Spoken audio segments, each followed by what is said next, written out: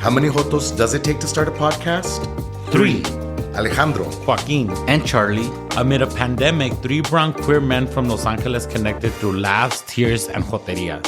Yeah, but that was so last year. A lot has happened since season 1. Now we're coming at you bigger, better, y con más orgullo. you are about to listen to some of our personal experiences as 3 brown jotos. Jotángeles, agarren sus bebidas, sus chucherias y súbanle a volumen porque se va a armar. Hey, what's up, everyone? This is Charlie, and welcome to another episode of the Three Brown Jotos. ¿Qué tal todos? This is Alejandro. Hey, what's up, everyone? This is Joaquin, and today it's our last episode, y'all. It's not the end. It's obviously not the end. of It's the just season. the last episode of the season. Yeah. You know? Season 2. We're gonna be doing some stuff. What a ride. So we're gonna get ready for season 3 soon. So yeah, but today we want to take the opportunity to share a little bit about us and answer some questions and just have some fun. We're gonna be answering some questions that we asked each other and some that we asked our folks out on Instagram. To kind of share with y'all a little bit about us, what we do, whatever, juicy stuff, the drama, all of it. Some random tidbits of information. Wait, do we start with questions that we wrote for ourselves, or do we start with the audience? Let's start how y'all want it. Lo que sea. I mean, I want to hear some juicy stuff about y'all. Okay. And well, then you want to kick it off then with the first Okay, one? you start the. Yes, Okay. yes, You do the okay. first question. All right, perfect. Alrighty, so let's see. Let's start with something fun. What's been your favorite concert that you've been to? My favorite concert. Just recently, I went to The Weeknd Okay. in Vegas. That shit was amazing. He was so The good. one at the stadium? Allegiant. Okay. Yeah. That one, it was really good. Really, really good. So was it your first time seeing them? Yes, it was the first time seeing him. He was just so good. The lights, his voice. Sorry, LA, who didn't get to see him, but it was so good. It was so good. Friend, you? I think it's a tie, and both of the performers are our favorites. When I saw Beyonce here at the Rose Bowl, that's the first and only time I've ever cried at a concert.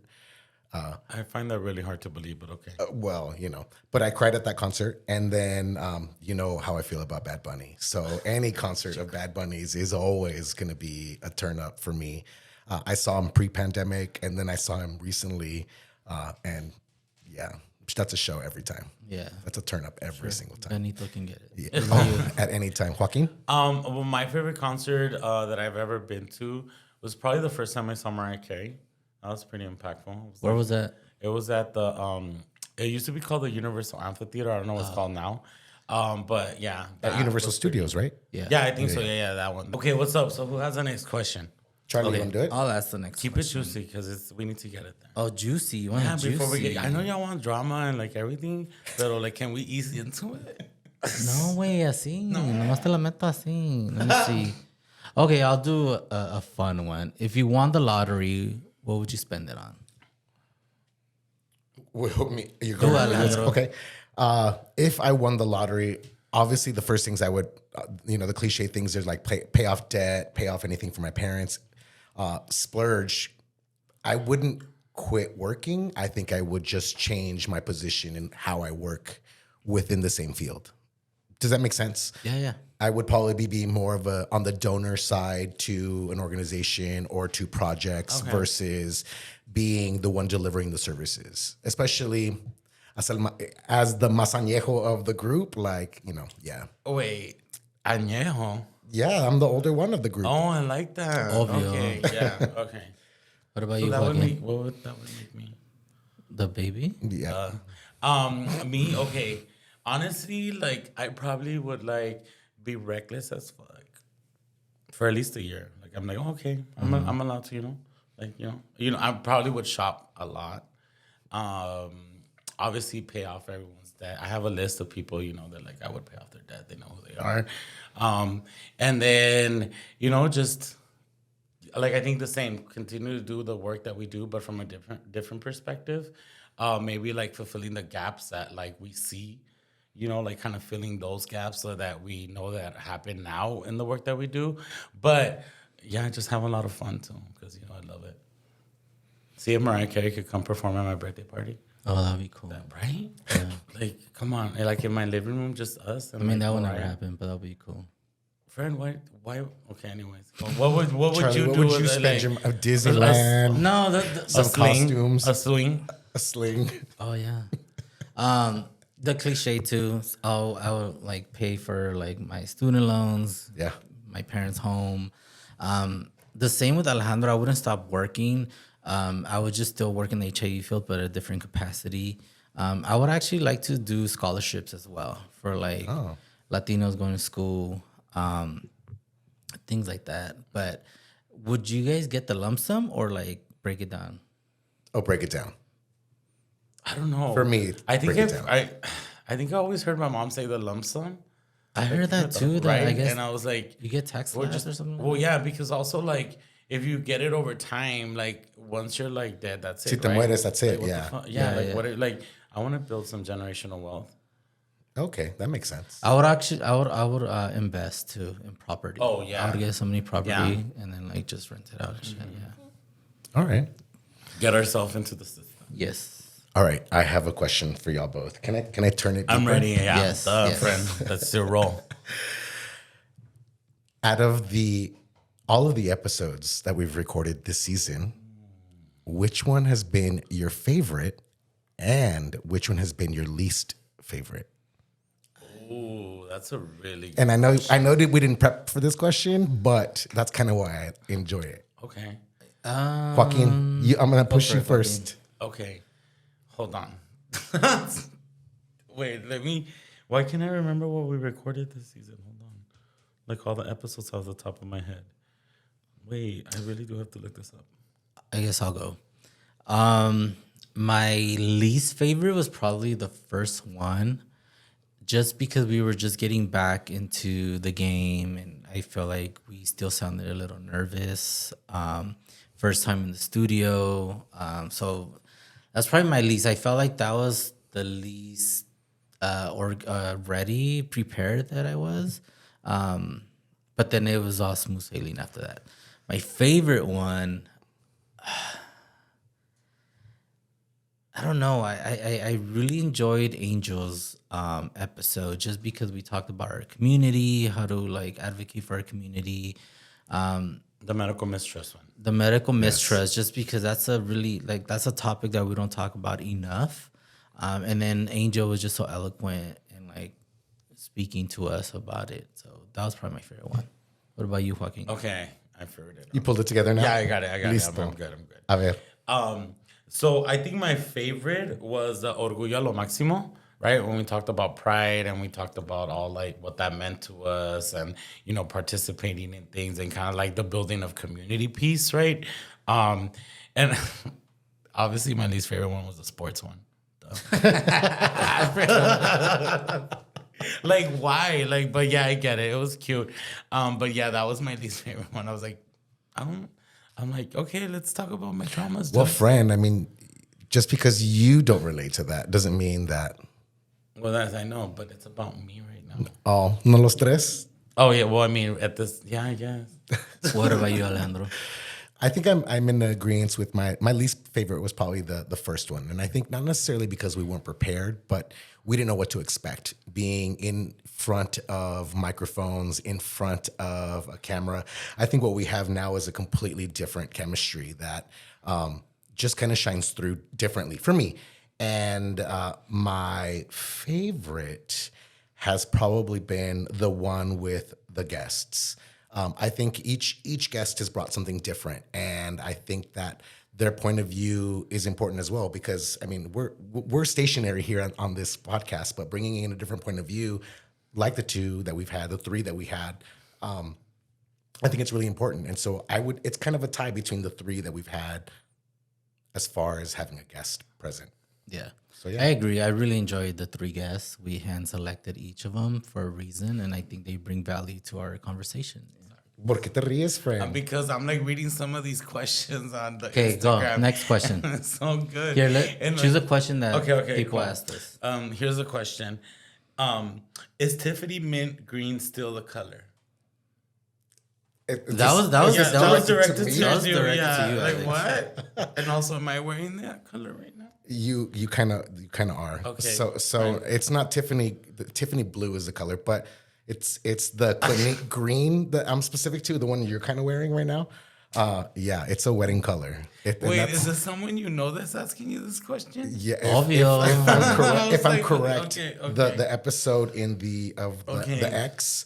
I mentioned he was one of the stories that I mentioned. And so I'm pretty sure that's them chiming in right there. Wait, is that an X?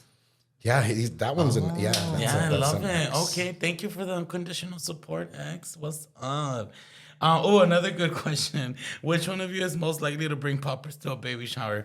Charlie, come on, really? Like that was easy. Endless supply. I'm sure he has a monthly I feel very attacked right subscription. now. As you shouldn't, friend. I feel like he would have a baby shower with no like pregnant women just for the poppers. I feel like if y'all were to ask Charlie what his favorite brand is, offhand, he'd be able to answer that. Okay. Yeah. Which one of you has an OnlyFans feet page?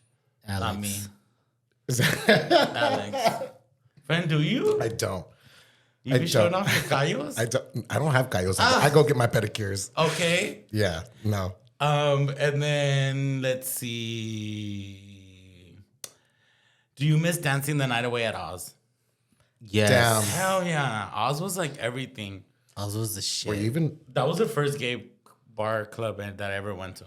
same? But Yeah. that was like, I was under 21. I wasn't even 21 yet going there. Same. It was one of the only places in Buena Park that was not close to anywhere that I lived at the time. Like, oh, you could be yourself freely, huh? And I didn't even know what freely was because that's the same time that I came out. Yes, it was 1999. Wow. We gonna party like it's 1999. It was Studio 52. I hate you so much. And I it's don't. 'cause But you were the inspiration for Studio 54. I'm sure. That's what I'm saying. Damn. Okay, I'll ask the next question. Okay, So, girlfriend. I got inspiration from Mama Ru for this one. Oh my God. So, what advice would you give your younger self in regards to like our queerness? Alejandro. Damn. I think that I would tell myself to just continue, or like not continue, but to have the strength to just be the open child that you are. I was always very open to doing anything, music, plays, but I just hid I think the queerness a lot of the time. And I think what I would say is just be okay with being different and maybe not understanding what that means, but know that it would be a journey. Know that there may be times where you struggle. Know that there may be people in your life that will come and go. But at the point that I'm at now, I feel like I've met all the right people. And y'all obviously are included in all the right people here. So I would just say, just be willing to be open to who you are as a queer kid. That's sweet. What about you, Joaquin? Yeah, I mean, I think definitely everything that Alejandro said, right? Like finding comfort in like my experience. I think that also maybe it has to do a lot with exposure, right? But like starting like, support services earlier, right? Around like my sexuality and like how I affirmed myself and like, whether it was mental health and stuff like that. Although I feel like I kind of always engaged that kind of stuff as a young person. Like I was a peer health support navigator at my middle school and stuff like that. But yeah, that, and then just like, I don't know, maybe like stick to like, I wish I would have stuck to music a little bit more. Cause I used to play in a banda and everything. And who knows, like, I would have been with Banda Recoda right now or something. I'm just saying. But yeah, I think it's that, like, continue to push yourself and just know that, like, I think also if I would have known that, my family was also learning and growing as I was, right? And kind of came at things from that sense. Maybe that I've also would have led myself to like being more comfortable in my skin and all that. Because I think that was a challenge, right? Where it was like, well, I want this to be a safe place, but it's not. And because in reality, it wasn't. But also knowing that, like, wait, well, my dad's unlearning things. My mom's also unlearning things. Yeah. Like, my siblings were learning things. So, but yeah, Just to piggyback on that, I think that that's super important because sometimes we forget as we're kind of growing up that our parents or our families are learning all of this and what this means for them as parents. Well, learning and unlearning. Yeah, learning and unlearning, because it's it's not taught how to raise a child in general, especially not a queer child or a child who identifies differently. In a country that is like meant and intended to be foreign to you. Yeah. Right? Because we come from immigrant experiences. Yeah, definitely. Carlitos, Charlie? I think I would tell my younger self, don't get caught up so much on the ideal of masculinity as a queer man or a queer person. I think when I was younger, I was so caught up on dating like the most masculine guy I can meet or whatever. And I feel like now that I'm older, maybe I missed out opportunities of meeting like a really good person, but I didn't give them the opportunity because they were femme.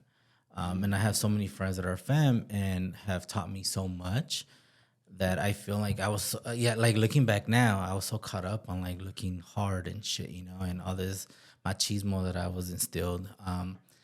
I would just say like, don't worry about that. Like just, you love who you love. That's what I would tell myself.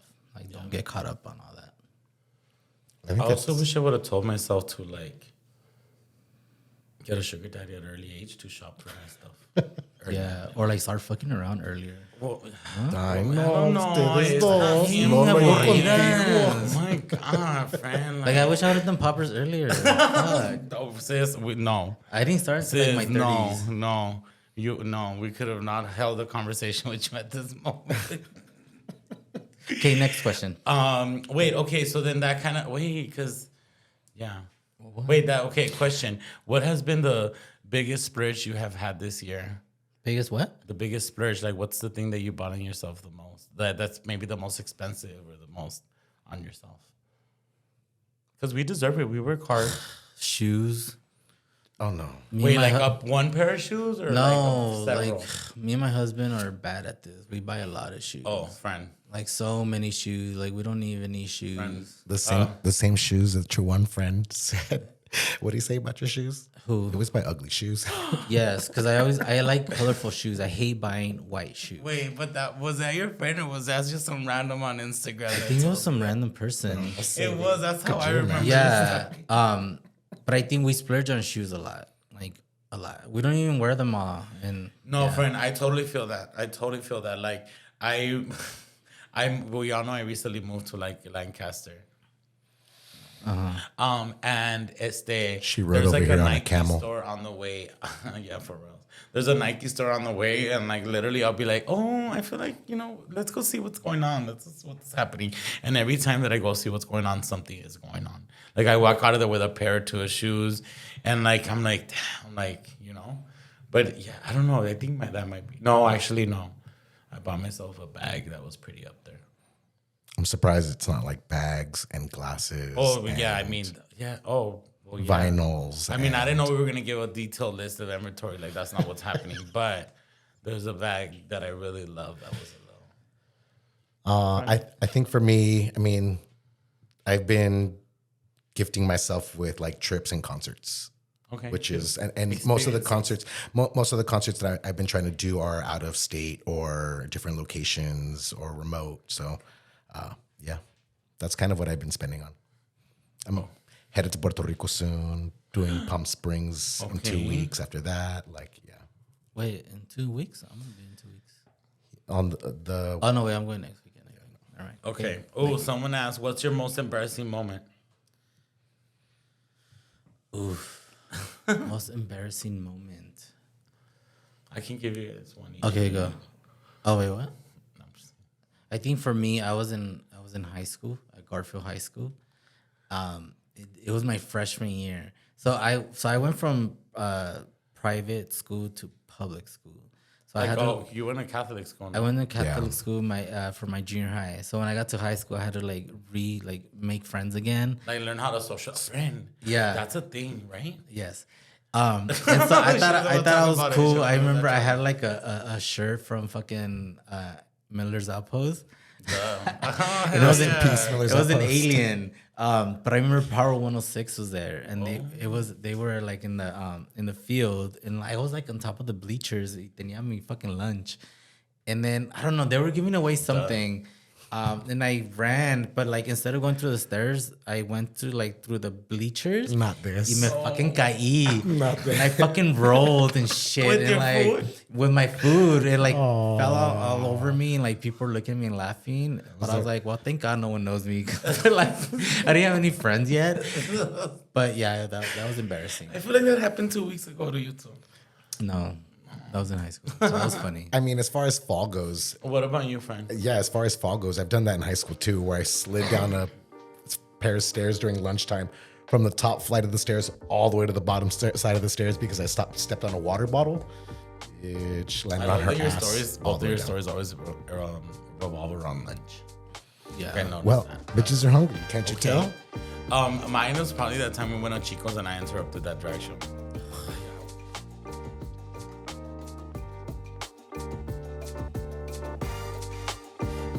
With that said and done, this is Three Brown Jotos out.